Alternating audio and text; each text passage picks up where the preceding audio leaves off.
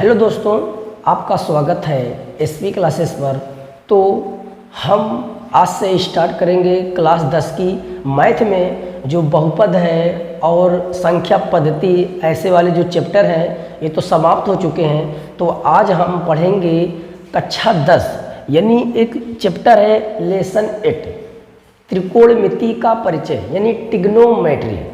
तो आइए हम इसका कुछ बेसिक समझ लेते हैं, तब फिर एक्सरसाइज के एक एक करके सवालों को लगाते हैं। देखिए, जो ट्रिग्नोमेट्री है इसको बोला जाता है इंग्लिश में ट्रिग्नोमेट्री बोला जाता है। ट्रिग्नोमेट्री यानी त्रिकोणमिति। जो ट्रिग्नोमेट्री है ये दो शब्दों से मिलकर बना है। एक तो बना है ट्रिग्नो से, ट्रिग्नो से, एक है मेट्रोन से। मेट्रोन से देखिए, जो ट्रिग्नोमेट्री है ये दो शब्दों से मिलकर बना है। एक तो ट्रिग्नो से, एक मेट्रोन से। जो ट्रिग्नो को अर्थ होता है ग्रीक भाषा में वो होता है 3 और मेट्रोन का मतलब होता है भुजा। मेट्रोन का मतलब क्या होता है? भुजा। तो इस चैप्टर में हम 3 भुजाओं वाली आकृति का अध्ययन करेंगे और उसके बीच एक कोण होगा, उसी के बारे में पढ़ते रहेंगे। एक ये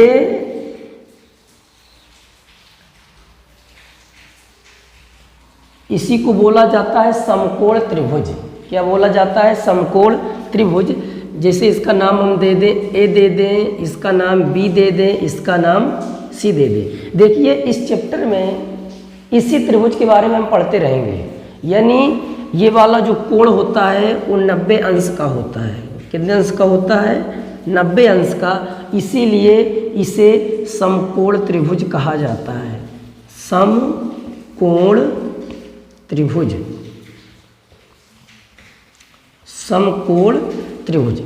इसको समकोण त्रिभुज क्यों कहते हैं? क्योंकि जो इसका ये वाला कोण है वो 90 डिग्री का है। देखिए, ये जो 90 डिग्री है, 90 डिग्री के जो सामने वाली भुजा होती है इसको बोला जाता है कर्ण। क्या बोला जाता है? कर्ण। ये आपको याद रख लेना, ये एक्सरसाइज में बहुत इंपॉर्टेंट होते हैं। जो 90 है, 90 के सामने वाली भुजा को बोला जाता है कर्ण। और यहाँ पे एक कोण थीटा बन रहा है। एक कोण क्या बन रहा है? थीटा बन रहा है। और थीटा के सामने वाली भुजा को बोला जाता है लंब। यानी इसका मान हो गया लंब। क्या हो गया? लंब। और ये हो जाएगा आधार। क्या हो जाएगा? आधार हो जाएगा। ये आपको समझना है। देखिए, ये जो 90 है, 90 डिग्री के सामने वाली भुजा को कर्ण बोला जाता है। और ये जो थीटा बन रहा है, थीटा के सामने वाली भुजा हमेशा लंब होती है। अगर ये थीटा यहाँ पे होगा तो लंब ये वाला हो जाए, क्योंकि थीटा के सामने वाली भुजा क्या होती है? लंब होती है। जैसे हम ऐसे बना लें, ये वाला त्रिभुज ऐसे कर दें, इसको कर दें 90 डिग्री का, और यहाँ पे मान लें थीटा है। क्या है? Theta ABC। तो क्या होगा? 90 डिग्री के सामने वाली भुजा को बोलेंगे कर्ण। क्या बोलेंगे? कर्ण बोलेंगे। और देखिए, ये थीटा है, थीटा के सामने वाली भुजा को बोलेंगे लंब बोलेंगे। क्या बोलेंगे? लंब। और ये हो जाएगा आधार हो जाएगा। क्या हो जाएगा? आधार हो जाएगा। यानी जो कोण 90 डिग्री का हो, 90 डिग्री के सामने वाली भुजा को कर्ण बोला जाता है। थीटा यहाँ बन रहा है, यहाँ बन रहा, कहीं भी बने, उसके सामने वाली जो भुजा होगी वो हमेशा लंब होगी और ये जो होगा आधार होगा। ठीक है। तो इसमें एक संबंध होता है। जैसे ये ABC, इसका नाम कुछ भी दे सकते हैं, PQR कुछ भी दे दीजिए। ABC जैसे पहला जो सूत्र होता है इसका साइन थीटा, जैसे साइन थीटा का जो अनुपात होता है वो होता है लंब बटे कर्ण। क्या होता है? लंब बटे कर्ण। लंब बटे कर्ण, ये सूत्र आप लोग लिख लीजिए। साइन थीटा बराबर जो सूत्र होता है वो होता है लंब बटे कर्ण। क्या होता है? लंब बटे कर्ण। या ऐसे नाम लिख सकते हैं, लंब का मान है AB और कर्ण का नाम है AC। तो ऐसे करके इसको लिख सकते हैं, साइन थीटा बराबर लंब बटे कर्ण।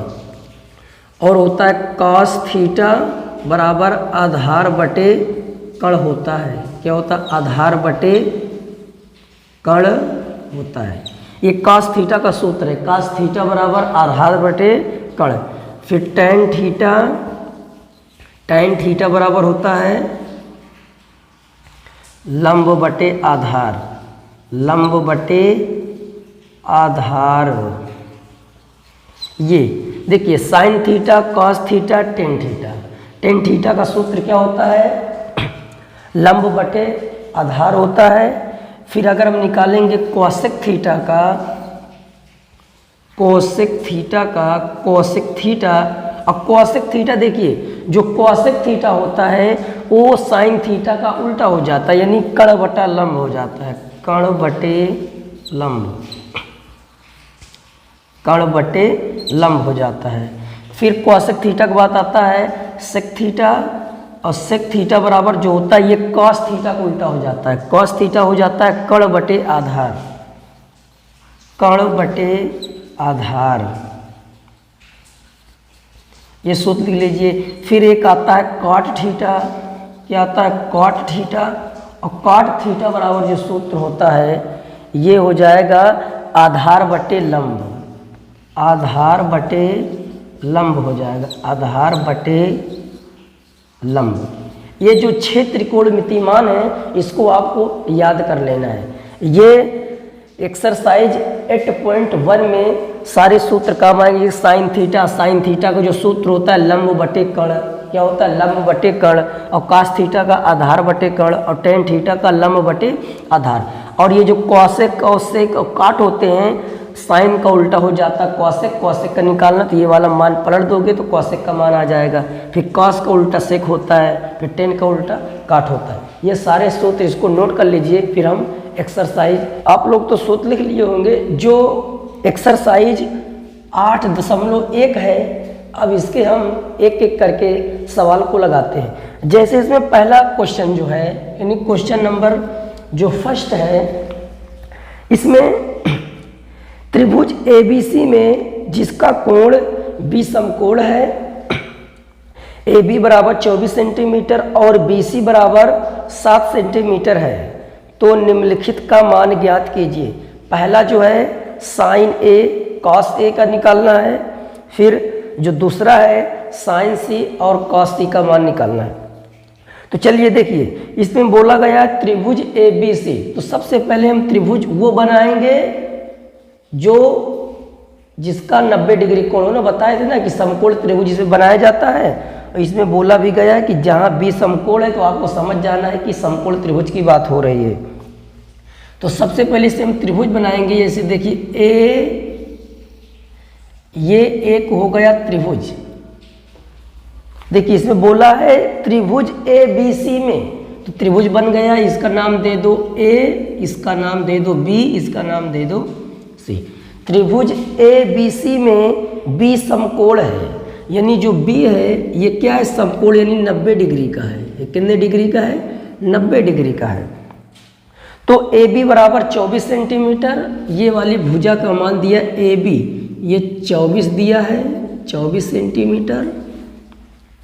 BC बराबर 7 सेंटीमीटर, ये वाली BC बराबर दिया है 7 सेंटीमीटर। तो निम्नलिखित का मान ज्ञात कीजिए। जो पहला नंबर हमें निकालना है, यानी पहला पार्ट जो निकालना है वो निकालना है साइन A कॉस A। क्या निकालना है? Sine A cos A। और जो दूसरा पार्ट है उसमें निकालना है sine C cos C, sine C cos C, इसका निकालना है। तो चलिए हम इसको लगाते हैं। देखिए एक त्रिभुज है, यानी ABC में AB बराबर 24 सेंटीमीटर और BC बराबर 7 सेंटीमीटर, तो हमें sine A cos A sine C cos C का मान निकालना है। तो सबसे पहले देखिए ये 90 है, 90 के सामने वाली भुजा को बोला जाता है कर्ण। क्या बोला जाता है? कर्ण। और ये थीटा है, और थीटा के सामने वाली भुजा को बोला जाता है लंब बोला जाता है। तो चलिए सबसे पहले हम ये वाली भुजा का मान निकाल लेते हैं। देखिए एक प्रमेय होती है, जैसे पाइथागोरस प्रमेय जो है, पाइथागोरस प्रमेय से, पाइथागोरस प्रमेय से ये कब लगती है, जब दो भुजा का मान दिया जाए और एक भुजा का मान निकालना हो तो आपको लगा देना पाइथागोरस प्रमेय। इसका देखिए जो फार्मूला होता है वो होता है कर्ण का स्क्वायर बराबर होता है लंब का स्क्वायर प्लस आधार का स्क्वायर। कर्ण का स्क्वायर बराबर लंब का स्क्वायर प्लस आधार का स्क्वायर। तो देखिए कर्ण का मान है AC, इसी का मान तो निकालना है, लिख दो AC का स्क्वायर, और लंब का मान है AB यानी AB का स्क्वायर प्लस आधार का मान है BC यानी BC का स्क्वायर। यानी जो नाम थे वो नाम रख दिया गया है। AC का स्क्वायर, इसी का मान निकालना है, AC का स्क्वायर। देखिए AB का मान 24 दिया है तो 24 का स्क्वायर प्लस BC का मान 7 दिया है तो 7 का स्क्वायर। जो मान दिया उसका स्क्वायर कर देना है। तो AC का स्क्वायर बराबर 24 का स्क्वायर करेंगे तो 576 आएगा, 576, और 7 का स्क्वायर करेंगे तो 49 आएगा। तो AC स्क्वायर बराबर, ये स्क्वायर हो 24 का 24 में गुणा, 5 का 5 में गुणा, इसको जोड़ेंगे तो 9 6 15 और 7 4 11 1 12 5 625 आ जाएगा। यानी AC स्क्वायर बराबर 625 आ जाएगा। अगर हम AC का मान निकालेंगे तो ये रूट में आ जाएगा 625, क्योंकि स्क्वायर हटाएंगे तो ये संख्या जो किस में आ जाएगी, रूट में आ जाएगी। तो 625 का जो वर्गमूल होता है वो 25 होता है, तो AC बराबर आ जाएगा 25 आ जाएगा। AC बराबर कितना आ जाएगा, 25, यानी कर्ण का मान जो आ जाएगा वो 25 आ जाएगा। अब हम साइन A का मान निकाल सकते हैं और cos A का मान निकाल सकते हैं। चलिए निकालते हैं। देखिए हमें निकालना है साइन A का मान। किसका मान निकालना है, साइन A का मान। ठीक है, देखिए यहाँ पे कोण ही रहेगा तो ये नाम रहेगा, यहाँ पे A कर देना है, ये वाला A, ये वाला B, ये वाला C कर देना है। ठीक है, साइन A, अच्छा साइन देखिए A है यानी कोण साइन थीटा यहाँ पे होना चाहिए, लेकिन कोण ABC कुछ भी हो सकता है। यहाँ पे A है तो सूत्र साइन थीटा बराबर होता है लंब बटे कर्ण। जो पूछा जाए उसी का सूत्र आपको लगा देना है, साइन थीटा। और साइन थीटा का सूत्र क्या होता है, साइन A बराबर सूत्र जो होता है वो होता है लंब बटे कर्ण। लंब का मान कितना है, इसके सामने वाली भुजा 24 है और कर्ण का मान कितना है, 25 है। तो इसका आंसर हो जाएगा साइन A बराबर 24 बटे 25 हो जाएगा। अब जैसे निकालना है कॉस A का मान, कॉस A बराबर सूत्र होता है आधार बटे कर्ण, यानी आधा A से आधार, कैसे कर्ण, ये लिखा है। ठीक है, ये सारे सूत्र लिखे हैं। तो कॉस A बराबर आधार का मान जो है 7 है और कर्ण का मान कितना है, 25 है। तो ये आ गया कॉस A का मान। तो साइन A कॉस A का मान निकल आया। अब हमें निकालना है साइन C और कॉस C का मान निकालना है। इसको नोट कर लीजिए, फिर साइन C और कॉस C का मान निकालते हैं।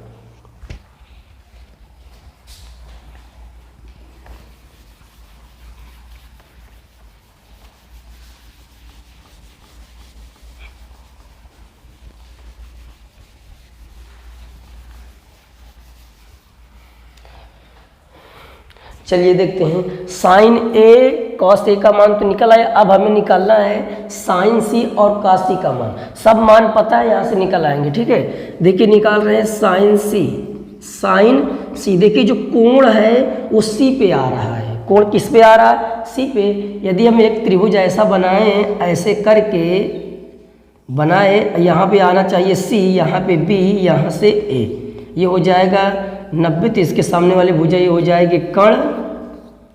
कोण यहाँ पे बन रहा है तो इसके सामने वाली भुजा क्या हो जाएगी, ये लंब हो जाएगी, और ये हो जाएगा आधार हो जाएगा। यानी साइन C का मान निकालना है। अच्छा देखिए सूत्र जो होता है साइन थीटा बराबर लंब बटे कर्ण होता है, और हम आपको ये बताए हैं कि जो थीटा होता है थीटा के सामने वाली भुजा लंब होती है, तो सी यहाँ पे सी जो आ रहा है ये आ रहा है, तो इसके सामने वाली भुजा लंब हो जाएगा ए बी।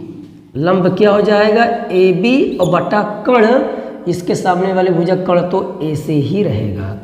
तो साइन सी बराबर ए बी का मान रहेगा 7 और ए सी का मान रहेगा 25 रहेगा। तो ये आ जाएगा साइन सी का मान आ जाएगा। अब निकालेंगे कॉस सी। देखिए कॉस थीटा बराबर सूत्र होता है आधार बटे कर्ण, तो इसके सामने देखिए ये तो हो गया लंब हो गया, और आधार बटे कर्ण, आधार ये हो जाएगा BC और कर्ण हमारा रहेगा AC रहेगा।